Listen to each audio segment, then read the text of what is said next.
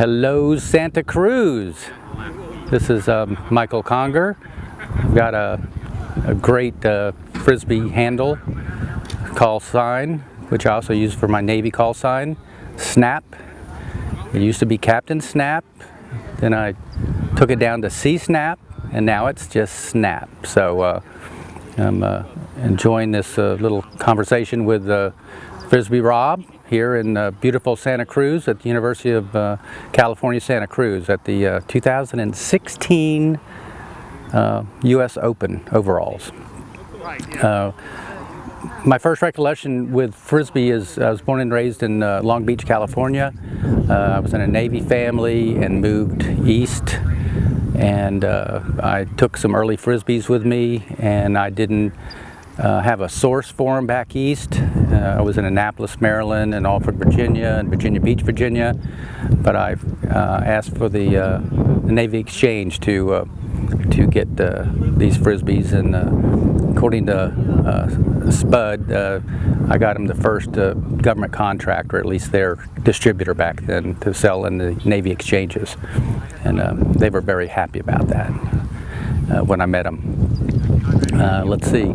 I used to just throw Frisbees in the streets doing throwback. Just, you have a group of kids and you just throw as far as you can over their heads, and I think that's really where I got my strength and distance. Is just, I always tried to throw it over those suckers' heads, and I did.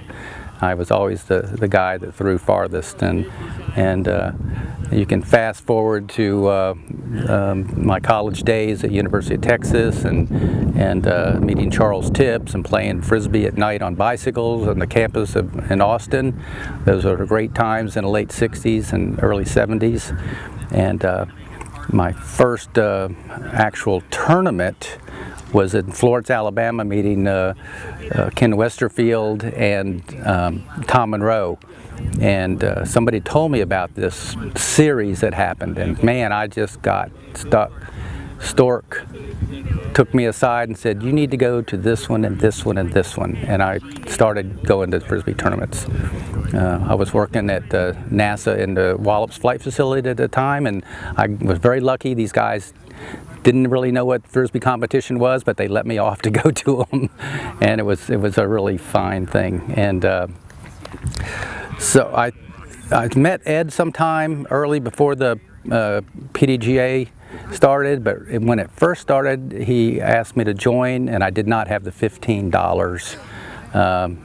But he finally, I finally gave him the money, and I got 060 as my PDGA number. I could have had 15, but he was a businessman, and he just wouldn't take Frisbee money from IOUs. I've been lucky enough to be in the Guinness World Book of Records. I've had records in a lot of the disciplines.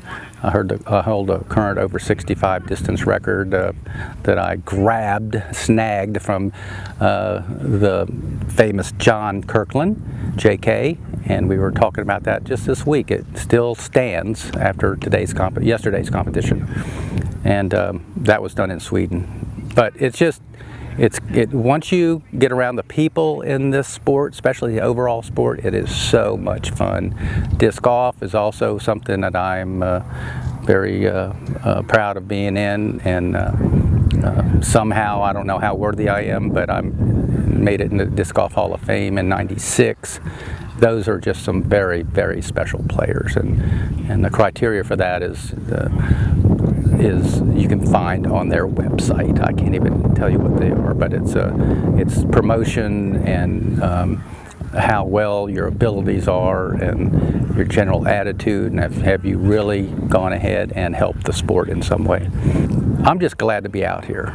Everybody's getting older in the older overall thing, and we have these young kids, and then these guys from Canada come along and start just whipping everybody's butt, and it's so fun to watch, because we all wish that we'd had the discs back then, because we had these soft, rounded edges. This is from my first Worlds, was at the '76 Rose Bowl, and I still throw with this, and especially a discathon. If I lose my two Zephyrs, I'll throw this one as my backup disc.